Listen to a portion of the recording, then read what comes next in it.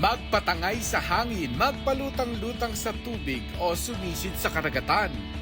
Lahat ng yan sa isang lugar lang, Cabangan, Zambales. Kaya ngayong umiinit na ang panahon, tiyak na masusulit ang bakasyon ng mga dagat ng mga person. Ang daming malalapit na side trip na pwede mong puntahan. Hindi lang, the best na yung dagat. Perfect getaway na siya para sa akin. Ang beach resort na ito, one to sawa ang pwedeng gawin. Dahil hindi lang basta dagat, may napakalinis pang ilog. Kayaking kaya, surfing G. Pwede pang mangisda habang nagmamasid sa golden sunset. Magpahinga sa cozy cottages, music jamming at nakakabusog na pagkain. Sa Valley Fields Farm na ito, damang-dama ang pahinga. Dito lang yan sa Pampanga. Offer nila ang intimate swimming pool sa labas mismo ng kwarto. Sakto sa mga pagod na sa trabaho. Ang may-ari nga ng resort na ito galing din sa pagkayod ng todo. Dati siyang tricycle driver na naging negosyante at nakapagtayo ng napaka-chill na pasyalan. Food trip pero on a budget. Heto na ang ilan sa mga pagkaing bukod sa pinipilahan, siguradong mura at masarap. Dito sa Quiapo sa Maynila, sa halagang 10 pesos lang, meron ka na raw kanin at ulam. Tara, samahan niyo ko. Matatagpuan sa Bautista Street ang pastil. Kanin na may hinimay na manok saka ibinalot sa dahon ng saging. Yung pastil po ay pagkain po ng mga Muslim. Manok siya na parang hinimay-himay siya. Ito na nga ang pastil. Ayan, bubuksan natin. Ayan, mainit-init pa. Ayan na ang kanin at ang chicken pastil. Sarap! Mabili raw ito sa mga estudyante dahil busog ka sa murang halaga. Dumadayo pa po kami para po matisan ng pastil. Masarap po kasi ang bilis niya kainin. Kung mahilig naman sa pansit, must try sa Palangka Street sa Quiapo ang pansit hab-hab. Hindi rin papahuli ang kanilang malinamnam na dessert, ang pasulbot. Para siyang palitaw na nilagyan ng gata na may kasamang maskubado. 25 pesos ang pansit. Sa ganyang halaga rin, mabibili ang pasulbot. Worth it naman yung 20, parang hindi siya pang 25 pesos. Mas angat siya sa ibang pansit. Mura na masarap pa. Sa Maynila pa rin, patok ang 10 pisong pansit na pwede pang lagyan ng iba't ibang ulam as toppings. Pansit with sabaw ng dinuguan, pansit with sabaw ng kaldereta, o pansit with lechon kawali.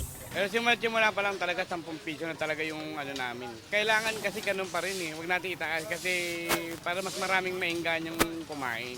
Sa hirap ng buhay ngayon kailangan maghanap tayo ng murang. Ang Tanay Rizal hindi lang dinarayo dahil sa magagandang tanawin kundi sa mga nagagandahang falls din. First on our list ang prime tourist destination ng Tanay na Daranac Falls. 25 feet ang pinakamalalim na bahagi nito, kaya't perfect para sa mahilig mag-dive. Kung hindi marunong lumangoy, maaaring magdala o umarkila ng life vest.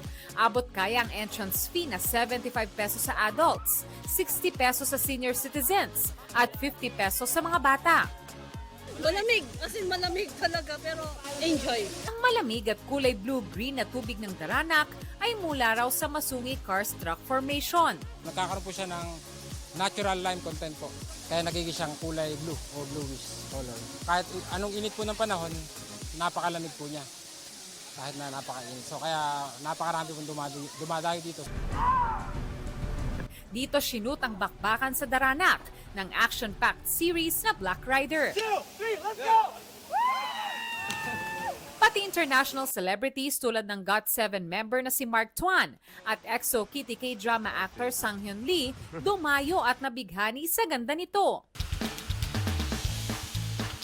Next stop, ang Batlag Falls. Crystal clear at kulay asul din ang tubig dito at nakamamangha ang tila kampa ng rock formations. 4 feet hanggang 14 feet ang lalim nito at ang day tour, 100 pesos per head. Maganda, kakaiba. Talagang maganda, worth it po siya pasyalan. Mula rito sa Batlag Falls ay maglalakad ka pa ng 2 hanggang 3 minuto bago mo marating ang dinarayong Blue Lagoon. Tara! Sulit ang lakad dahil pagdating sa Blue Lagoon, ito ang masisilayan mo. Napapalibutan ng mga puno ang lagoon. Nakagiginhawa rin ang lamig ng tubig dito. Dinarayo ang Maribina Falls sa Bato, Catanduanes ng mga gustong magpalamig sa gitna ng mainit na panahon.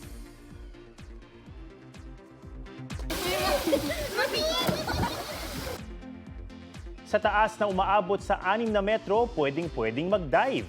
Pamamangha rin sa magandang view. Kung pagod ng maligo, pwedeng mag-picnic dahil may cottages sa tabi ng talon. Abot kaya rin ang entrance na 40 pesos habang 30 pesos sa mga bata.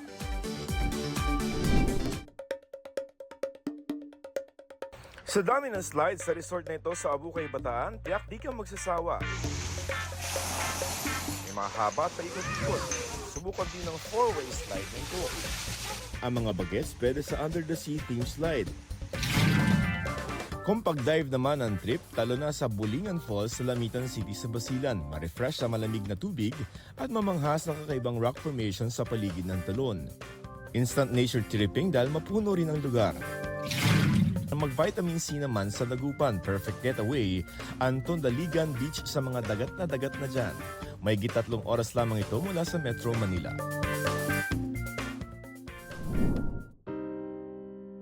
Kung ang Bohol may pamosong chocolate hills, meron din daw ganyan sa Isla ng Negros.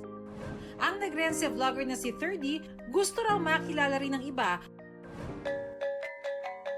ang ipinagmamalaki nilang Hinakpan at Prosperidad Hills. Daan-daang burol na mas patusok ang tuktok. Luntian din ang kulay dahil sa bumabalot na makakapal at matataas na puno. Mula sa view deck na may 360-degree view, mistulang malulumot na punso ang mga burol sa Hinakpan. Parang nagiging dilaw siya, tapos minsan parang nagiging orange yung color. Madadaanan naman ng isang highway na sinadya para sa ecotourism ang Prosperidad Hills sa Negros Occidental. Ang view tiyak daw na makakatanggal sa pagod ng mga biyahero at mga motorista. There's a lot to explore in Negros.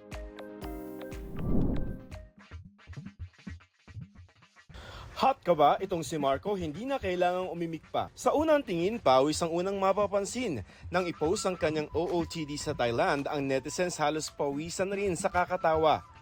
Hirit ng ilan, Taray, Army Camouflage Yarn. Pati ba naman sa kanyang bakasyon sa Malaysia, may kalapating umi-extra at sa mukha pa talaga. Matagal na nga niyang kinakarira ang pagiging traveler/memer sa isang travel group sa Facebook. Hindi lamang daw pang good vibes, informative rin. Sa dami ng unexpected na twist sa kanyang mga napuntahan sa Indonesia, ang pinaka-nagustuhan dahil ang kanyang beach proposal naging daan para siya at kanyang travel buddy maging forever as one.